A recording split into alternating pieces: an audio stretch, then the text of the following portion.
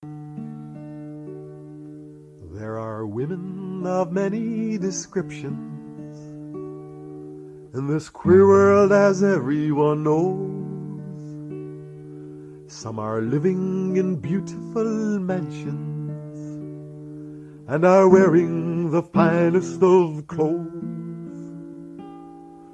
There are blue-blooded queens and princesses who have charms made of diamonds and pearls.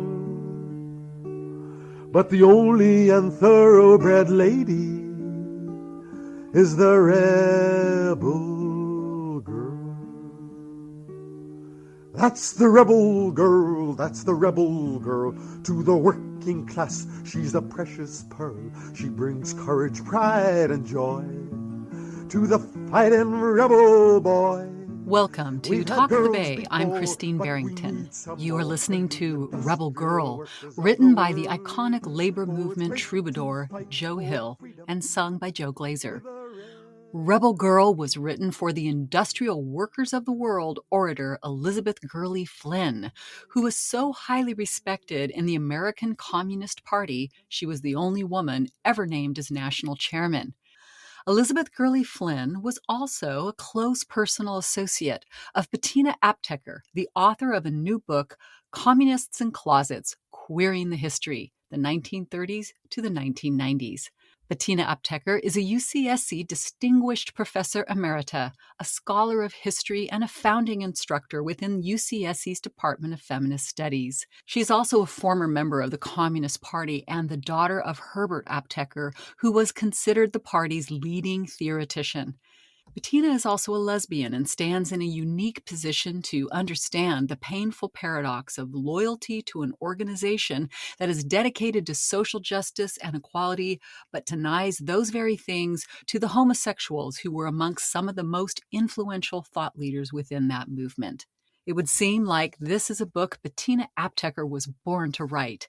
It is a biographical tour introducing readers to extraordinary artists and musicians, writers and dramatists, physicians and social workers who shaped not only the Communist Party's history, but all our histories. With this book, Bettina opens the door and invites the world to look in to appreciate the courage and brilliance of her subjects, as well as the sorrow and burden they were made to bear. Bettina, thank you so much for joining me on Talk of the Bay again. I have to tell you that this book was a potent and visceral journey for me as a person that hasn't been exposed to a lot of these stories. It was quite transformational. I want to just say to you that I love how you expand my world when I experience your books. So welcome. Thank you so much. That's a wonderful way to start. I think that's what a book like this should do, right? Is really expand people's perspective. There's something that needs to be learned. And so I'll say, even though you are a professor emerita, this book is not an academic overview. There's plenty of footnotes. You clearly put in miles researching, and yet you capture a very personal note. And it's not surprising because you, having grown up in a prominent communist family, a lot of the really important people from the world of leftist politics came through your home. You knew them personally. That's a very special perspective to have. I think it is. And it was one of the things that made it very interesting, actually personally interesting for me to do this book, because in the archives, I not only encountered people that I knew, I sometimes encountered letters that I had written to them or that they had written to me. And it was startling at various times for that to happen. And on one occasion, I found a notebook filled with notes from a class that my father had taught. That one of Eleanor Flexner is one of the people I talk about. She had taken his class. And I was so startled because I'm holding this notebook, and there were a lot of ways in which the personal sort of intersected as I was working on the book. This is true. That is incredible, and for several of the subjects, I noticed that you learned many things about them that you had not because they were so closeted, and that had to be very moving as well, yeah? It was, yes. I mean, people were so closeted. So that's a big theme of the book, is the extent to which the Communist Party had banned gays and lesbians from being members for so many years. It's almost 60 years, from 1938 to 1991. And that's a very long span of time. And so that people are not only, it's a real treasure hunt, or you might say a detective story, because people are closeted in the party for being gay, but they're also closeted in the larger world as gay people and also as being communists. So you have to figure out who was actually, because I was very meticulous about that. I wanted to be absolutely certain on both counts. Otherwise, I say that I don't know. Even if I suspect something, right. I say very openly that I don't know. Right. You were talking about that with Langston Hughes, that you Yes. sort of had this open question, but you couldn't verify it. I couldn't verify it, and all the information about him is anecdotal. And I talked to one person, a childhood friend of mine, who knew him, and her mother was very close friends with him. Louise Thompson Patterson and Langston Hughes were very close friends. And what Mary Louise, her daughter, said to me was that if her mother knew, she took it with her to the grave. I didn't feel that it was appropriate for me to speculate anymore. It's enough. Right. He was one of the great American poets, and he was certainly part of the communist left. There's no question about that. And as an African American, he had a very particular eye of how he saw things. And of course, Lorraine Hansberry's "Raisin in the Sun," the title comes from one of Langston Hughes's poems. Yeah, well, hers was an extraordinary story. We'll get to that. To come back to the purpose of your book, one was to honor the cultural and political contributions of individuals who were both communists and homosexuals, but also what you wanted to show were the sort of devastating effects of internalized homophobia. We don't really need to stretch very far to know why this is important to you, because you experienced it. So can you speak to that personal angle, but then also really explicitly address why is it important that the culture at large understand this? So this is an excellent question. And first, I want to say any group that is an outsider or oppressed within the dominant culture. So it can be racial, it can be ethnic, there can be a number of, it can be religious, it can be a number of different ways in which people are excluded. Mm-hmm. And of course, the racialization in this country has a long history rooted in slavery. So we know that.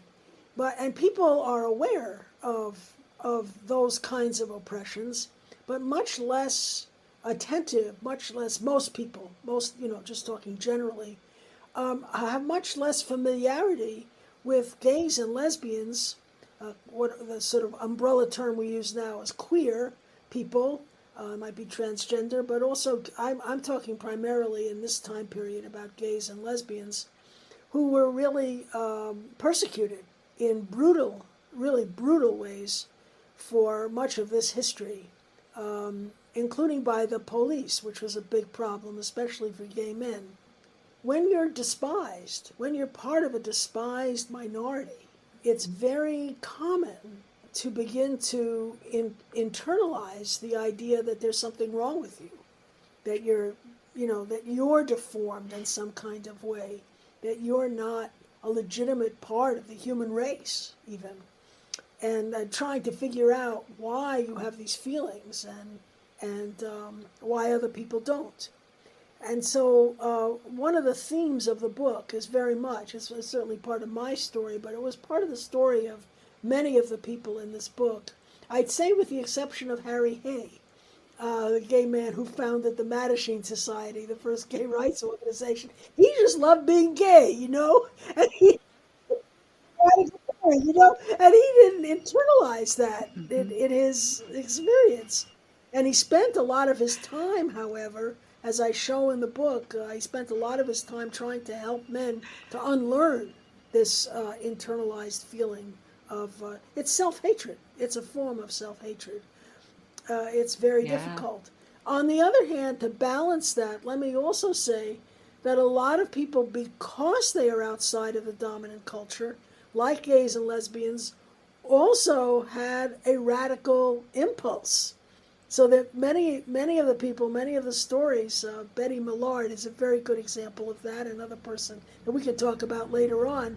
But she was raised in this very conservative Chicago upper class family with very what she considered very racist and supremacist ideas, and she cast it off. And part of the reason she cast it off was because she was queer.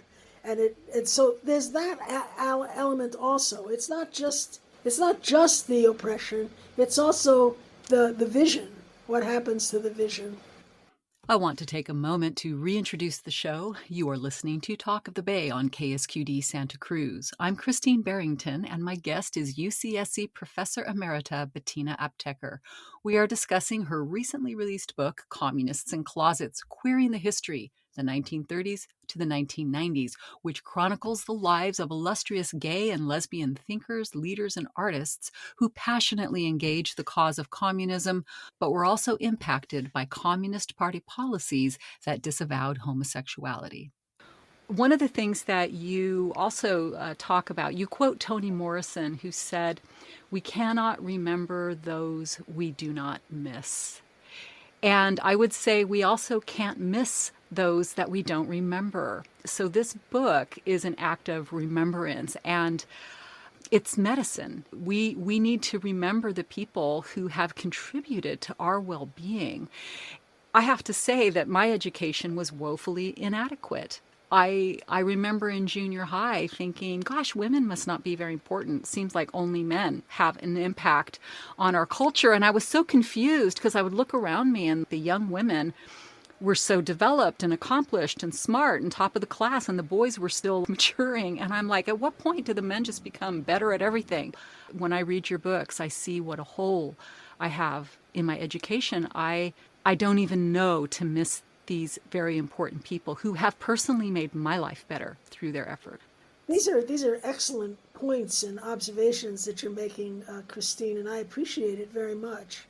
You're absolutely right about women, of course. This has been a large part of my teaching work. Women also internalize a sense of inadequacy and shame and various other emotions like that sometimes prevent us from speaking, and especially speaking our truth. So I just wanted to affirm that point that you're making. I just thinking about it, the educational system, by and large, reinforces the dominant culture. Mm-hmm. That's just always been true. It's true in every country. It's not unique to the United States. So I was thinking as you were talking, in the 1960s in the South, black folks set up freedom schools for the children while they were struggling for voting rights, for example, or to break the back of segregation. But they set up freedom schools because the kids weren't learning anything about black history, except if they were in the colored schools. If they were in the segregated colored schools, they might be very poorly financed, but the teachers were well versed in African American history. This is another example, another area. And of course, the gay and lesbian history has been, is basically not, for decades, forever, it hasn't been taught. It's not in most of the curriculum. It's not considered very important. Why would anybody want to know that? I think it is very important because sexuality is a fundamental identity. And nobody asks somebody, how come you're a heterosexual? Nobody says that to most people. You don't say that, but you say, how come you're gay? So it's a foundational identity, and that's part of the reason I think it's very important for people to look at this. That they just the majority assume a heterosexual identity, never question it, never think about it, and yet. And part of this comes through in some of the stories. Women, for example, can have incredibly close and intimate friendships with other women and be straight in the sense that they don't have sexual connection with those women. They have sexual connection with men with whom they don't have nearly the intimacy that they have with women. But it doesn't occur to them to look at why that's so. I'm not saying that everyone should be a lesbian. I don't mean that. But I mean, why is that so? Why is this system, of course, is to keep gays and lesbians in this subordinated position, to not recognize it. And I think the culture has undergone incredible shifts in the last 20 years. It's just, for somebody like me who was raised in the 50s, it's almost unimaginable what has taken place.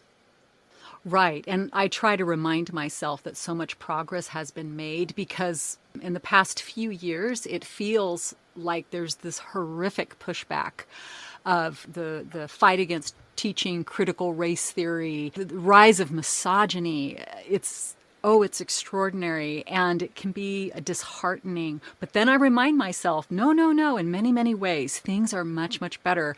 We have to keep going. Just keep going forward. And yes, so there has been tremendous progress. And there's a quote that you offer in your book from Sheila Robotham. Is that how I say her name? Yes, it is. In a book from 1973 called Woman's Consciousness, Man's World. And she says, in order to create an alternative and oppressed group must at once shatter the self-reflecting world which encircles it, and at the same time project its own image onto history. In order to discover its own identity as distinct from that of the oppressor, it has to become visible to itself. So in your experience, how do groups become visible to themselves? Yeah, how do we see ourselves? So I love that quote from Sheila Robotham, and it was something that I used to quote all the time when I would teach Introduction to Feminisms, because I wanted in those moments I was especially interested in any group that's oppressed, is being able to see.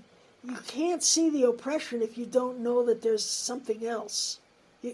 You're not aware of what this, and also, so what happens for a lot of people, gay people, lesbians, women, I think many people of color, is you internalize a sense that there's something wrong with you, rather than understanding that there's a systemic consolidation of power that is creating an apparently agreed upon public discourse of which you are not a part. And I think that's what Robotham is getting at there. And it's when you begin to see other people like yourself, and you hear their stories and you listen to their histories, that you begin to say, oh, I'm not alone, and I wasn't crazy, and this person experienced something very similar to me. And racism is an entrenched system, and so is homophobia. And what is it holding in place, and how is it related to patriarchy, for example, or how is it related to economic exploitation, and why is it so difficult to break the bonds of these oppressions? So it helps a great deal to be able to see other stories and other people.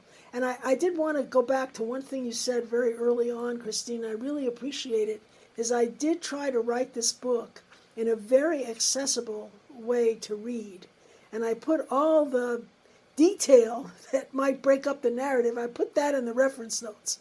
So anyone who wants to know, what should I read, or what's the context for this, or sometimes I'm referring to political cases, and I know that a lot of people won't know what I'm talking about in those cases, I explain it. So, but that's in the reference notes. So you can go there and you can see, that's who Sacco and Vanzetti was, for example. Or that's who Joe Hill was, because those cases are not generally taught. And they're not taught because these are examples of radicals who, in the case of Sacco and Vanzetti, gave their lives. They gave their lives, Gave their lives to better the lives of other working people. The stories that we need to know, they are horrifying, and they were painful and valuable to be exposed to. So bunny hopping back to this dominant cultural conversation, there's a lot of implicit othering and then incredibly explicit othering. And the members of ACT UP, there was this phrase in your book They call it the traditional supremacy behavior of not listening. Yes. I thought that was so great. The traditional supremacy behavior of not listening. It is a devastating thing. And I find it very ironic that the major inflection point for gay liberation was the Stonewall uprising. That's amazing, that these people are getting stonewalled and then they uprose at the Stonewall Tavern. And I find that somehow very synchronistic. So it's extraordinary how all these stories you show time and time and time again. It's devastating that the Communist Party, when these bright and brilliant people like Dale Mitchell, who wrote that position paper, and he was part of a youth organization and trying to reach the party and say, I think this needs to be changed, just time and time again, there was just no response. It's the ultimate form of denigration, I think. Before we go on, I would like to reintroduce the show. You are listening to Talk of the Bay on KSQD Santa Cruz. I'm Christine Barrington. My guest is UCSC Professor Emerita Bettina Aptheker, and we are discussing her recently released book, Communists in Closets, Queering the History, the 1930s to the 1990s, which describes not only the amazing queer people who shaped history in this time period, but who were also silenced and met with silence, particularly within the Communist Party. We'll be back with more from Bettina Aptheker right after this short break. Joe Worker gets gypped for no good reason, just gypped. From the start until the finish comes, they feed him out of garbage cans, they breed him in the slums. Joe Worker will go. You are listening to a song called Joe Worker from Mark Blitzstein's labor-themed hit Broadway musical called The Cradle Will Rock. Mark Blitzstein was a genius musician. He was gay and a communist and devoted friends with Leonard Bernstein. He also died in a gay-bashing hate crime in 1964. He is one of the individuals featured in Bettina Aptheker's recently released book, Communists in Closets, which we are exploring. So let's get back to the show. Some people ask, why pay attention to the Communist Party? It's just this tiny little sect. And I wanted to make the point that the Communist Party in the 30s and the 40s, especially during the anti-fascist era of World War II, had, and also the labor organizing and anti-racist organizing in the South, had a membership of over 100,000. And that's a very large membership for a Communist Party in this country. And then related to that is that I also talk about the magazine. It was called The New Masses. And everybody of any kind of progressive literary figure wrote for it. So it had a huge circulation. And one of my people, Betty Millard, actually was an assistant editor there. So I just wanted to point that out. This is not some tiny little sect. This is a movement that affected vast numbers of people in the country, both at its core but also in its periphery. And yes, one of the privileges of supremacy is that you don't have to listen. You don't, because you think that you are protected from the kind of oppression that people are experiencing, and that you're not invested in ending people's suffering. But in fact, we're all part of one another. That's the other thing that you have to think about. The supremacy is a myth. I don't mean that there isn't supremacy, and I don't mean that people aren't oppressed by it, but I mean the sense that you can be isolated from other people is in fact a myth, because we're all intertwined in one way or another. You can see that in the political economy of the United States. You couldn't possibly have the wealth that this country has had without the original enslavement of African peoples. That was the foundation of the wealth in the country. And so you can say, well, I'm not going to look at that. I don't want to talk about critical race theory, which is not taught in the elementary schools anyway, but it's taught in the graduate schools. But critical race theory is an understanding of how white supremacy is institutionalized and why it was institutionalized and how it's related to political economy and so on. It's part of the reality of the country. So in thinking about Stonewalled, so of course the chapter title is a play, obviously, on the fact that the Stonewall Tavern was the site of this uprising. Yeah. And the other thing I would say about that is, and I tried to set up a certain context for that. See, the country was in turmoil by '69. There were protests happening all over the place in the United States. I give examples of the anti-war movement that had developed, the civil rights movement that had developed, the protests of the Democratic Party National Convention that had just taken place in '68. There was huge, and of course there was the tremendous student and then worker uprising in Paris that became a huge movement. So in '68 and '69, there were all these social protests, political protest movements happening everywhere. And of course, gays and lesbians were part of it. We were part of those movements, but they weren't for ourselves. Mm-hmm. You know, we were fighting for other, the end of the war. Certainly a good thing that we were doing this. But it's in the air. The point is, a kind of protest is in the air. And the police routinely came into the Stonewall Tavern. As they did, they would come into other gay bars also and just harass people and arrest someone and beat somebody up and that sort of thing. And it was just one time too many. And I think I talk about, you know, somebody just threw the first punch. And one of those was an amazing, was it a transgendered woman, Stormy? Stormy de Lavrier. I don't know how to pronounce her last name correctly because my French is non-existent, but Stormy.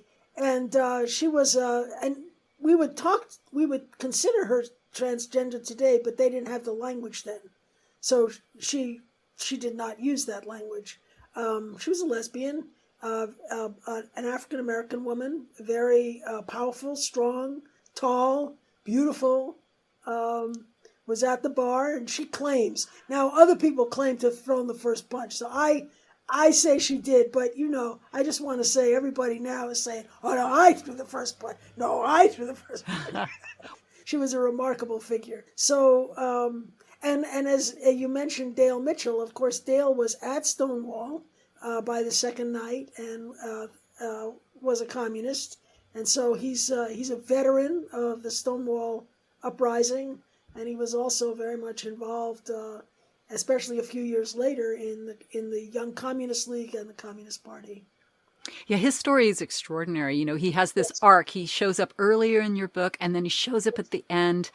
And in Boston, at the later part of his life, like so many people in your book, there were these good-hearted people, vilified, rejected, surveilled by the FBI, persecuted, and yet all they're wanting to do is love one another and leave suffering. And so Dale starts Ethos, which is an organization to bring relief to elderly LGBT individuals. And he was so clever about it, saying, look, if we just say it's LGBT friendly, we can get all these grants from the government for elder care. Yes. And it was a wonderful story to learn about. Yeah, Dale's wonderful. And I was just thrilled to meet him, spend time with him. And of course, we're still corresponding with each other. And yes, the arc of his story is remarkable. And he kept recovering. That was a thing that was also, he'd been rejected by his parents for being gay. And then when the party rejected him also, it was just a terrible blow. Mm-hmm. He had a nervous breakdown. But he picked himself up and he figured it out and he went back to school. And so I think the arc of his story is extraordinary. And then he was the Grand Marshal of Gay Pride in 2019 in Boston. It was just beautiful. It's just and he's a beautiful man. It's a beautiful, beautiful story. I also want to just add in here, as you're saying, these people wanted to help humankind.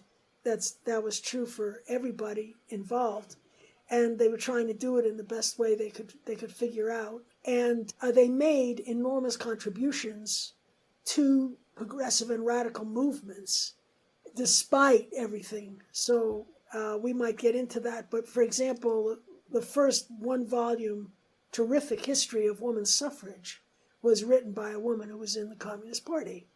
And, right, Eleanor Flexner, right? Yeah. Eleanor Flexner, yes. And that book was very important to the emergence of the second wave feminism, of the women's liberation movement in the late 60s. All of this is part of our history. It was a way of passing on the history.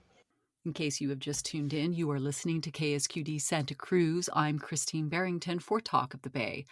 My guest is Bettina Aptheker, who is sharing insights around her recently released book, Communists in Closets, Queering the History, the 1930s to the 1990s.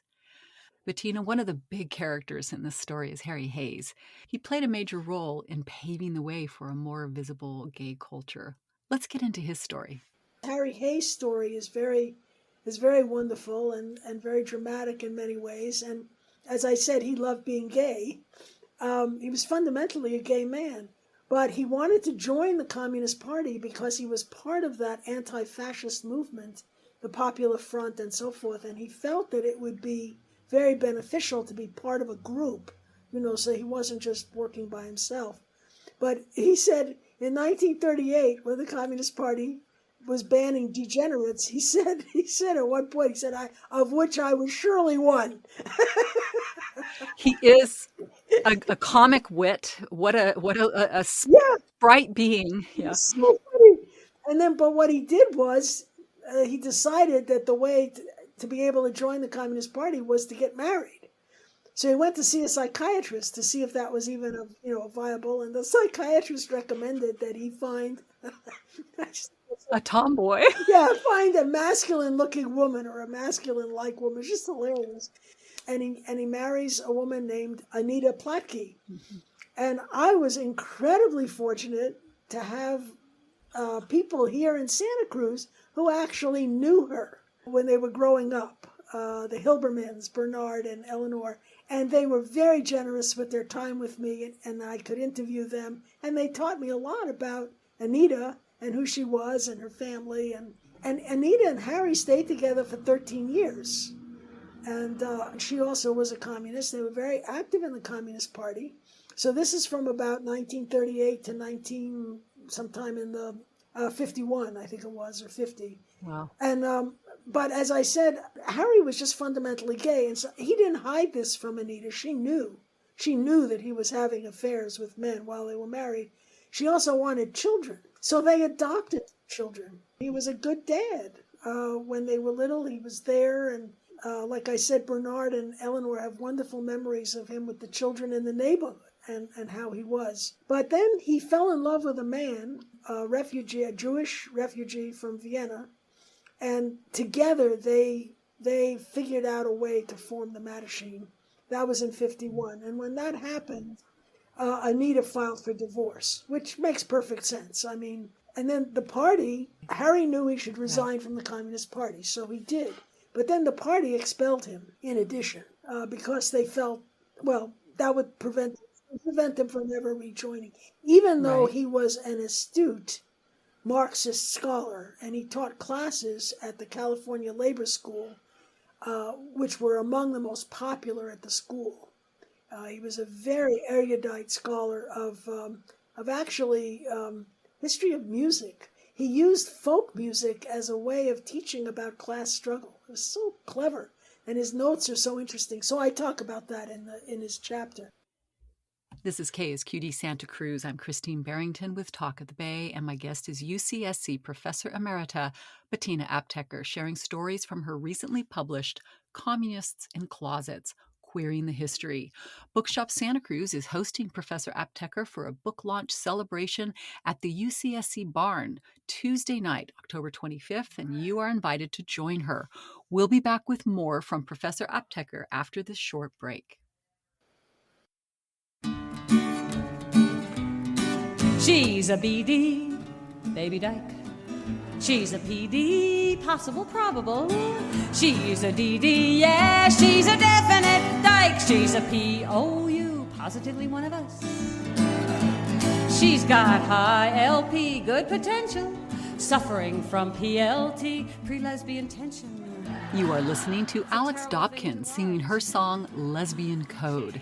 Alex is yet another communist lesbian you can encounter in Bettina Aptheker's recently published Communists in Closets, Queering the History, recently published by Routledge. So let's get back to the show. Bettina, given that my field of study is mental health, I was fascinated to learn about one of your subjects who profoundly impacted the field of social work. Bertha C. Reynolds, Bertha Kaplan Reynolds, founded, or co-founded, would be more accurate, one of the first schools of social work in the United States, which was at Smith College in the 1920s. And it was a new field. It was a new idea. There hadn't been social work before, and especially to train people in social work. There are two things about her that make her very unique in terms of social work. The first is that she thought that people were poor or needed assistance, not because there was anything wrong with them, but because of the exploitation and racism of the capitalist system. Right, which is such a brilliant insight, right? And way ahead of its time. Way ahead of its time. And so she's not trying to, she's trying to help people, but she's also trying to teach them and other students with whom she was working that, and so it was a Marxist analysis of the nature of class and class exploitation, racial oppression. And the second feature of her work is that she invented the idea of casework, which was a quite revolutionary, as I understand it. I'm not an expert in social work, but exactly. That the idea of casework was so that it was individualized and people went and spoke, and worked individually with people who were suffering various forms of economic deprivation, but also other impoverishment, poverty, and the like. So she really did revolutionize the field. And she was teaching at Smith. And then in 1937, she never hid the fact that she was a Marxist. She was always open about that. But she was also a member of the Communist Party. She joined the Communist Party in 1937, and she never left. She was a member of the Communist Party until her death. And a dean at Smith College fired her because he feared the repression that was coming. And this was in 38. It was early. But there were anti-communist committees already very much fomenting this kind of firings of people. So after that, she had to earn her living independently. And this was very challenging at the time. Wow, yeah. So the reason she's in the book, besides this, phenomenal thing, is she was a lesbian. But she was incredibly closeted. But her main connection was with a woman named Rachel A. Levine, Ray for short. And they had an intimate friendship for 50 years. Ray was considerably younger, maybe 15 years younger than Bertha. They sometimes lived together, but most of the time they were just in correspondence with each other and would visit with each other. And Rachel Levine was the executor of her papers. Mm-hmm. And there's a beautiful, beautiful quote from Ray Levine that I felt was kind of central. Yes. And she says this, she wrote a letter to Bertha and said, "How often have I pondered over this thing of man's inability to give expression to the most worthwhile capacity he possesses, to love another human being without fear. We keep locked and buried in the innermost recesses of our souls the one thing that could truly set us free, while we nurse and nurture the petty hurts, actual and imagined, and thus finally become our own worst jailers." Yes, beautiful. So she was an extraordinary woman. Rachel Levine was an extraordinary woman, and that is a very beautiful letter that she wrote. And they were in love with each other, you see. And they were also completely terrified of acting on that. I think there's one letter I also quote where it's clear they had an intimacy, a sexual intimacy, and then they both, one or both of them just was too fearful.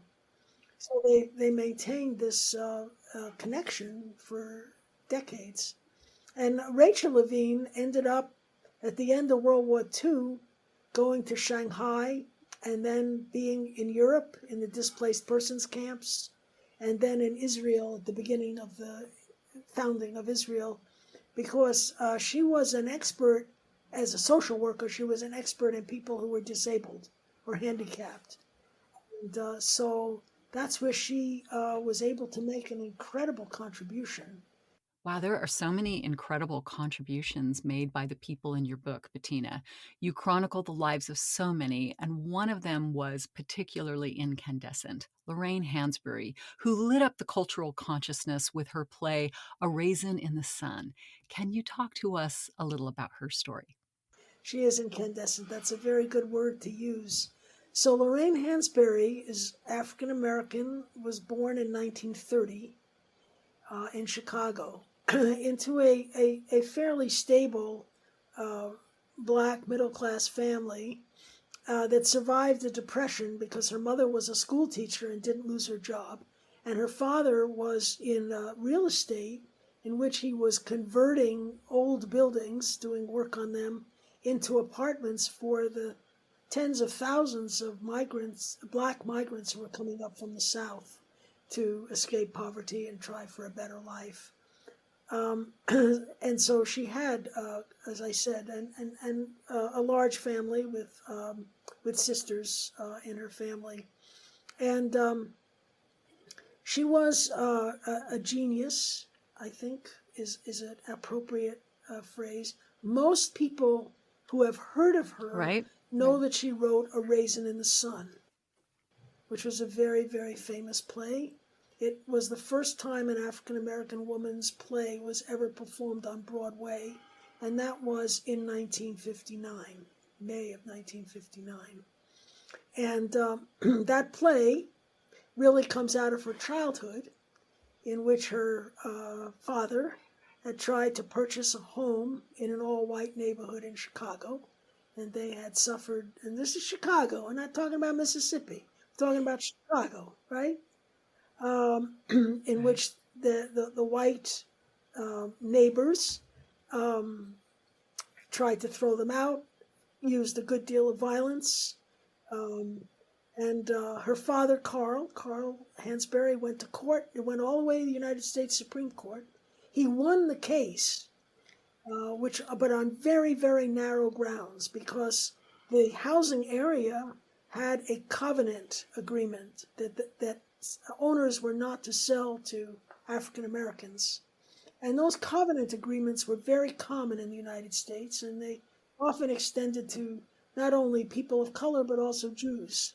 There was housing covenants against Jews. So he won the case, but only on the grounds that most people in that housing area had not signed the covenant, rather than the Supreme Court throwing it out.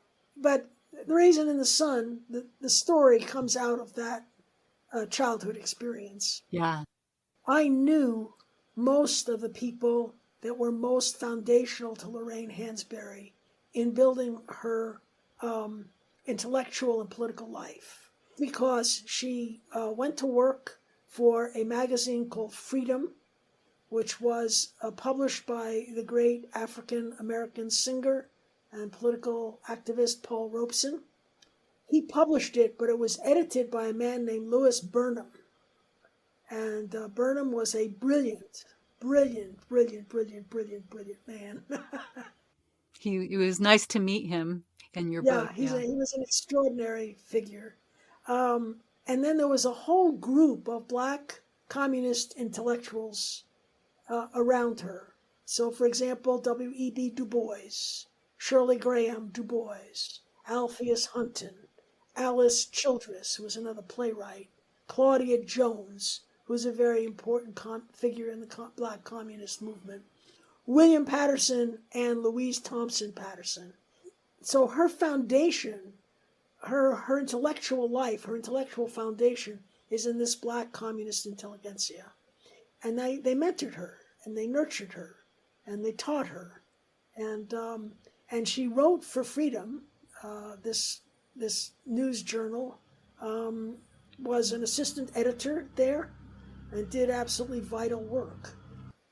She was also involved in black communist women initiated something called Sojourners for Truth and Justice. And this was a group of women, many of whom I've already named, who went to Washington, D.C. They held a conference there. They demanded to see the president, who sent them to the Justice Department, to the one lone black man in the Justice Department at the time, to meet with them. But that was also a life-changing, I think, experience for Lorraine Hansberry, because she heard the testimony of women who were in the South, who were experiencing firsthand the terrible violence, unbelievable violence. Unbelievable violence. That's what comes. Yeah. So from the point of view of a white middle-class person in the North, the level of violence is just sort of staggering. It's sociopathic. It's extraordinary. Yes, yes. And out of that, she wrote what I call a communist feminist manifesto, which is a long poem called Woman. And it's extraordinary. And it describes the violence, but it also ends with a vision of revolution. If you've just tuned in, you are listening to Talk of the Bay on KSQD Santa Cruz. I'm Christine Barrington. My guest is UCSC Professor Emerita Bettina Aptheker. We are discussing her recently released book, Communists and Closets, Queering the History, the 1930s to the 1990s. Lorraine Hansberry died incredibly young, at the age of 34. But while ill, she still managed to write two more important plays with riveting social themes. One of these is a story of African liberation called Les Blancs. This is a significant work on a variety of levels. The British National Theatre produced it in 2020, and it is part of only 5 American plays in their repertoire, which they stream to British schools. Yet most Americans have never heard of it. Would you share a bit about why this play matters? So it's the last play that she worked on. She cared about it passionately. And her husband at the time, so I have to say, she was married to Robert Nemiroff, but then she asked him to divorce her. And she was always honest with him about being a lesbian. And she struggled with her lesbian identity. So let me focus on LeBlanc, and then we can come back to this other. But Nemiroff was a Jewish, communist, white, remarkable man, and I think he really loved her. And so he protected her and stayed with her, and he was the executor of her papers, and he saved every scrap. Now, she was working on LeBlanc in and out of the hospital near the end of her life. And she was a perfectionist, he said, and she wanted it just so, and just so, and just so. And she didn't live to finish it. She died before she'd finished it. He finished it for her. So she died in January of 1965. And he worked on it following her death. And it premiered in 1970, 1 year after Stonewall. This is significant. And it is a story about African liberation. That is what the story is about. And the thing that the reviewers were silent about and say nothing about is that one of the brothers in this, African brothers in this story, who leads the liberation movement, and he is not, right? See, he is not a tragic. Now, his older brother is sort of the leader, the main leader of the movement. But this brother is the first to declare his intention to participate in the liberation movement, and he's gay. And the silence is deafening. Not a single reviewer comments on it. Silence again. Even in the more contemporary reviews books that I've read, they don't talk about it. But this is the first time on Broadway you have a play in which one of the protagonists is a gay black hero. And she put that in there, and Bob Nemiroff kept it in there. It's a tremendous thing. So the silence and the erasure of that in the reviews, it's in the play, but in the reviews is really striking to me, you see. And it's what you were saying before about how this gets erased. And I said it's significant that it's 1 year after Stonewall, and still they had nothing to say. The play had an enormous impact, even though they couldn't keep it going because they were running out of money. Well, it was a thrill to meet Lorraine Hansberry in greater depth. I remember watching A Raisin in the Sun when I was a child, and it had such an impact. Thank you for filling out her story for me. And now, as we wind down the show, I want to explore how you wrapped up your book. You end with some lovely vignettes, and one of them is a man named Rodney Barnett. And I loved his story, partly because I'm born and raised in the San Francisco Bay Area, and his story takes place in San Francisco. But I was also struck. So Rodney Barnett opened the first Black-owned gay bar in San Francisco called the Eagle Creek Saloon. And it was really shocking for me to learn, and you can speak to this, that many gay bars were very racist and required like several different forms of ID for you to get in so they could keep people of color out. But Rodney's motto for his bar was that it was a friendly place with a funky bass for every race. And his daughter, Sadie, said that he loved creating space for folks to shine. And I'm going to let you speak to him a little bit, but I feel that that's also what you do. You create a space for people to shine. Oh, thank you so much, Christine. That's a beautiful thing to say. And yeah, I loved finding Rodney's story and being able to share it in the book. And his daughter, Sadie, has created wonderful art. So one of the things she did was she recreated the Eagle Creek Saloon as an installation. She's an artist. She's based in the Bay Area in Oakland. And she recreated the Eagle Creek Saloon. So you walked into it, it was an installation. It was in the Mission District in San Francisco at a place called The Lab. And I went in there in 2019 and hung out, and she called it the new Eagle Creek Saloon. And then for Gay Pride, she mounted the installation on the back of a flatbed truck. And she and Rodney together rode the truck in the Gay Pride Parade in 2019, which is just a wonderful image of it. And one of the things that Rodney said was he was so happy to have the sort of the resurrection of the bar, the idea of the bar, because he hadn't wanted it to just die, and be gone.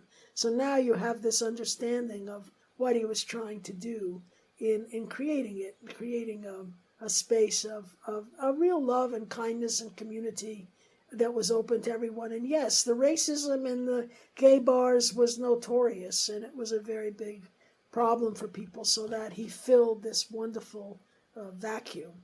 And one other thing to say about Rodney, I had met him many years before because he and I had been involved in the movement to free Angela Davis, and all the way back in late 60s, early 70s. So he had a long history of radical activity and communist work, and it was just marvelous to find this Eagle Creek Saloon. And I think the last thing I'd like to say is that for me, because you mentioned it, is writing this book was a labor of love. It's really what it was for me, and I think I say that in the afterward, because it was a way for me to give back and hold in great pride and love the extraordinary stories of these communists who were also queer. Well, your life has traced an extraordinary path through the history of, the big chunk of the 20th century, through all these amazing Communist Party members, thinkers, activists, people that have changed the world, and you've moved through all these lives. And I was not surprised that your afterword was titled Love, because it just shines through all of your writing. And I think for us to reflect on that, the important principle that the way we move forward together as a species is through love and connection. And I hope people will get your book, Communists in Closets. I love the cover with these beautiful hands holding, and you shared the story about that, which is quite beautiful. And learn about these incredible people who have shaped and touched our lives, and so many of us do not know their stories. You tell their stories well. It was a joy to read it, and I look forward to the next time we can meet. Thank you, Bettina, for joining me on Talk of the Bay. Thank you so much, Christine. It's been a pleasure. Thank you. Bookshop Santa Cruz is hosting a book launch for Communists and Closets, Queering the History, the 1930s to the 1990s, at the UCSC Book Barn tomorrow night, October 25th. Tickets are available on their website at bookshopsantacruz.com. This has been Talk of the Bay. I'm Christine Barrington on KSQD Santa Cruz, your community radio station for the Central Coast.